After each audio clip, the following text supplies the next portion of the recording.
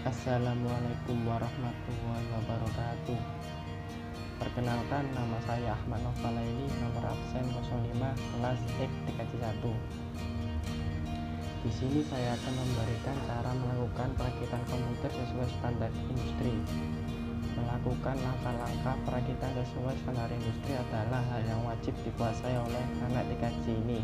Adalah pelajaran dasar dalam komputer, yaitu merakit.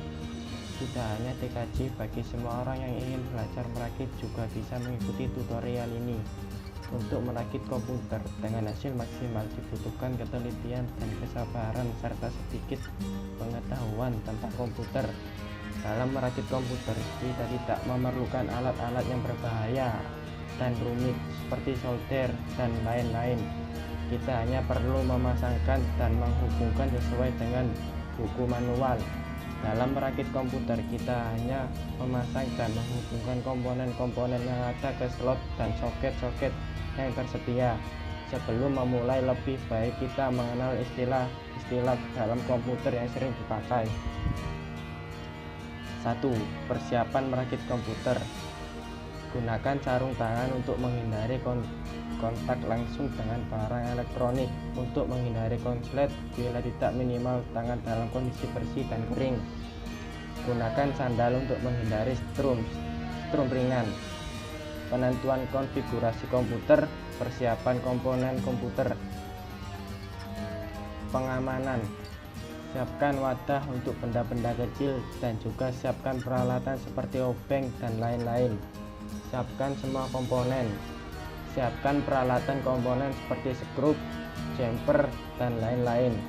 Buku manual dan referensi dari komponen juga alat bantu berupa obeng pipih atau obeng min plus. Tentukan komponen apa saja yang ingin digunakan, baik software maupun hardware. Berikut adalah cara pemasangan hardware atau perakitan komputer. 1. Menyiapkan motherboard. Siapkan motherboard dalam kondisi baik. 2. Pasang prosesor. Pasang prosesor pada motherboard dengan memperhatikan posisinya. Biasanya setiap prosesor memiliki tanda kuning pada salah satu pojokannya, atau kita juga bisa dengan melihat coakan atau grip pada prosesor dan motherboard untuk menyesuaikan posisi pemasangan prosesor. 3. Memasang heatsink. Sebelum memasang heatsink, beri thermal pass pada bagian atas prosesor agar proses perpindahan panas dari prosesor ke heatsink lebih maksimal. 4. Memasang mode memori atau RAM. Pasang RAM pada slot RAM yang tersedia. Utamakan pada slot yang pertama. Posisi slot yang pertama biasanya terletak paling dekat dengan prosesor. Untuk jenis slot RAM yang ada di DDR1, DDR2, dan DDR3, untuk sekarang lebih banyak menggunakan jenis DDR3. 5. Memasang motherboard ke dalam casing. Pasang motherboard ke dalam casing, kemudian pasang skrup agar motherboard tidak goyang dan lepas. 6. Memasang power supply.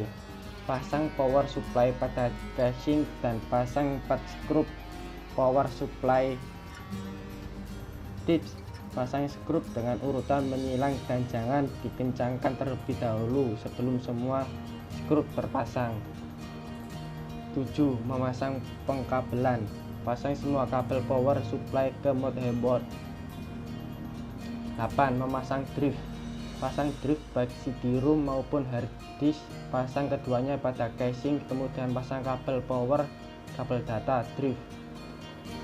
9. Memasang card adapter. Card adapter biasanya berfungsi sebagai tambahan, artinya tidak wajib. Ada contoh LAN card atau sound card. Kita bisa dipasang di slot PCI atau PCI Express. 10. Penyelesaian. Pasang tutup casing bagian samping dan pasang bautnya. 11. Memasang komponen eksternal. Hubungkan semua perangkat eksternal seperti mouse, keyboard, monitor, speaker, dan lain-lain.